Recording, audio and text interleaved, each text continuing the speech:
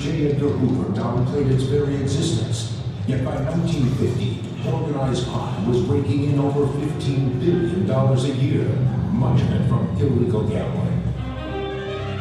For the average American, organized crime was in its own world, very far from Main Street, USA.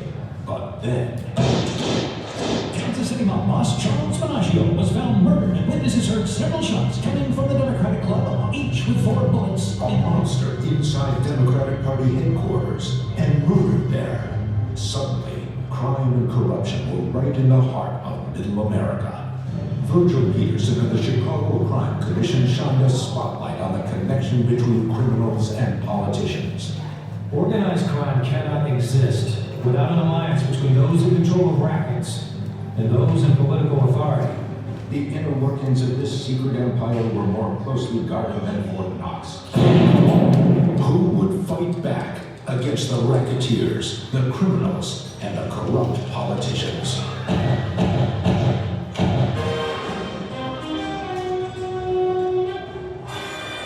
In May of 1950, a special Senate committee was formed to expose and destroy organized crime in America, led by a fiercely ambitious senator from Tennessee, Estes Kefauver. Our aim is to prove that organized crime operates on a syndicated basis across state lines in the United States, and that it is a much bigger and more sinister operation than we had ever suspected.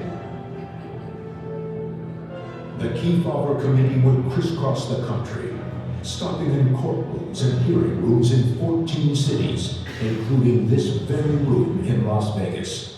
They would hear testimony from over 800 witnesses, suspected murderers, disgraced politicians, alleged mafia leaders. Is the truth and the whole truth. Once the subpoenas started flying, many mobsters went into hiding to avoid testifying. Some developed sudden and mysterious illnesses the press called Kefauver-itis. Senator, I have had 3 major coronary thromboses and I've had diarrhea for 6 weeks. Some got worse. Samuel Rummel, the lawyer for Mickey Cohen, was to go before the Senate committee in Los Angeles. But the day before testifying, he found himself on the wrong side of a gun. The lawyer for alleged crime boss Mickey Cohen was shot. Rummel was murdered so he couldn't testify. It was a stark warning to others about talking to the committee. Under oath, many witnesses had sudden bouts of forgetfulness. I don't recall. I wouldn't remember. I can't recall. I don't remember. I have no recollection. I don't recall such a conversation. Others pledged to tell the truth, but hid behind the Fifth Amendment. I refuse to answer on the grounds that have made. The detective might have declined to answer on the grounds it might incriminate me. One man who didn't hide behind the Fifth was Mo Dalens. The former bootlegger wasn't afraid to taunt senators who enjoyed their booze from time to time. Now, to get your investments started off, you got yourself a pretty good little nest egg out of rum running, didn't you? If you people wouldn't have drunk it, I wouldn't have bootlegged. Order. Dalens may have scored a point that day, but the committee continued their unwavering pursuit of corruption by going after wives and girlfriends. High on the list was Virginia Hill, known for dating racketeers like Bugsy Siegel. Organized crime leader Bugsy Siegel was shot in the Beverly Hills home of his mistress, Virginia Hill.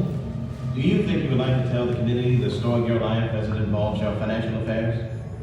Well, I worked for a while, and then the men I was around gave me things. When I was with Ben, he bought me everything.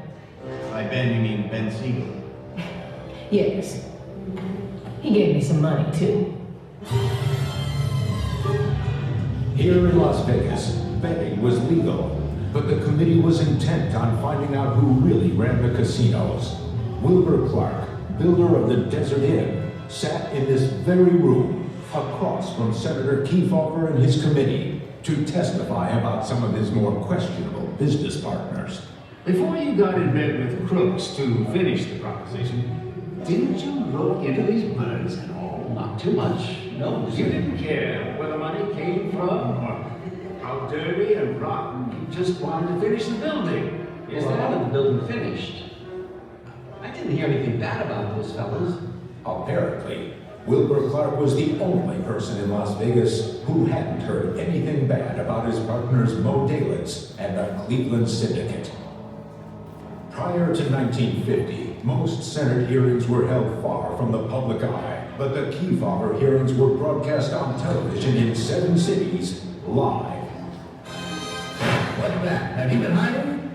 I ain't too damn good. Business? I have no business. I'm a judge. I offered him some evidence of that support on the occasion in the form of $10,000. The cameras were rolling when the Kefauver Committee pulled into New York City in March 1951. By now, America was disgusted by the amount of corruption they had seen. Cops, judges, politicians, paid by organized crime to turn a blind eye to illegal activity.